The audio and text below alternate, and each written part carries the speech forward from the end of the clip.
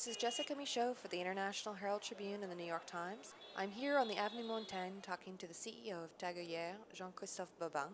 The TAG Heuer brand has over 150 years of heritage and is closely linked to the worlds of fast cars and sports racing.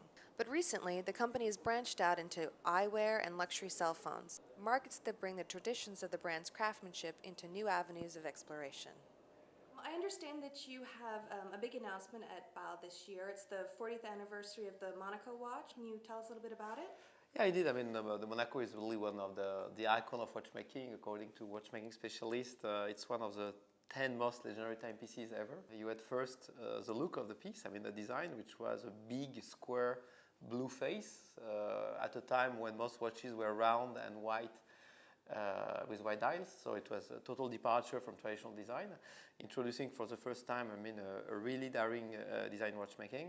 And inside the chronograph, because it's a chronograph, there was another revolution, which was the first ever self-winding mechanical chronograph. There are a lot of people who talk about expanding a brand maybe would be hurtful to the DNA, but I know that your company has expanded successfully into sunglasses and now expanding actually into phones, which is kind of counterintuitive because aren't phones the reason why watches are having a hard time? As a brand stands for precision performance, for design and technology, we have tried to find categories which were consistent with those values, and at the same time categories where we could leverage our unique know-how in mastering micromechanics and precision.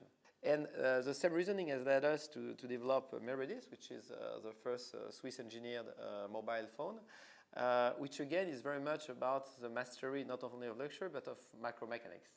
And just the assembling of the 400 components of such a mobile is even more complex than the 300 components of such a chronograph. So we are really exactly in the same kind of expertise, like the eyewear, like the watches.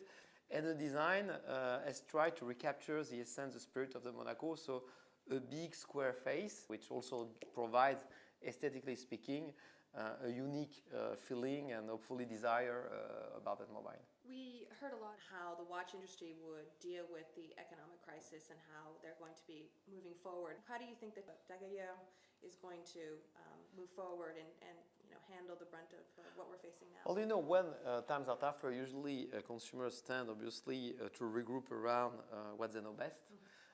So it's usually more favorable to brands with a very sharp, clear identity and long history, rather than to newer brands maybe built more recently on less clear ground. So when it comes to TAG Heuer, I would say nothing changed in the sense that our DNA is very clear, technology and design. And so what we're gonna do differently in 2009 versus 2008 is not much. Basically, what we're gonna try is to get more out of what we ever did.